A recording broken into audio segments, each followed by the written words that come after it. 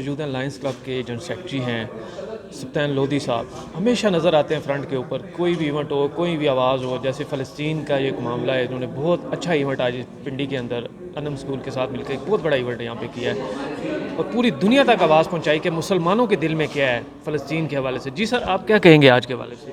دیکھیں جی، بنیادی بات یہ ہے کہ ہم عالمی برادری میں اور خصوصاً مسلم امہ میں ایک اپنی سالیڈیرٹی کی پہچان رکھتے ہیں کہ ہماری یکجہتی فلسطین کے ساتھ ہے. فلسطین کا مسئلہ ہو، کشمیر کا مسئلہ ہو، یہ بنیادی طور پر ایک برسوں برس سے چلے آ رہے ہیں.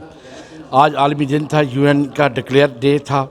ہم نے یہ دن بنا کے نوجوان نسل کو کم از کم وہ اس مسئلے کی حقانیت، حقیقت کے حوالے سے آگاہی دی ہے تاکہ دنیا کو پتہ چل سکے کہ مظلوم جس طریقے سے معصوم بچوں کی جانیں گئیں، 1 لاکھ سے زائد شہید ہو چکے ہیں غزہ اور فلسطین کی اور لبنان کی اس جنگ میں، اور یہ بلا جواز مسلط کی گئی ہے.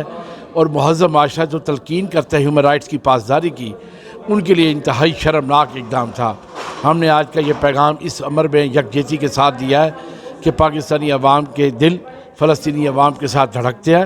ہماری حکومت ہو، ہمارے سرکاری ادارے ہوں، ہمارے لائن ڈپارٹمنٹ، اکیڈمیا، سب یکجہتی کے ساتھ فلسطینی عوام کے ساتھ کھڑے ہیں.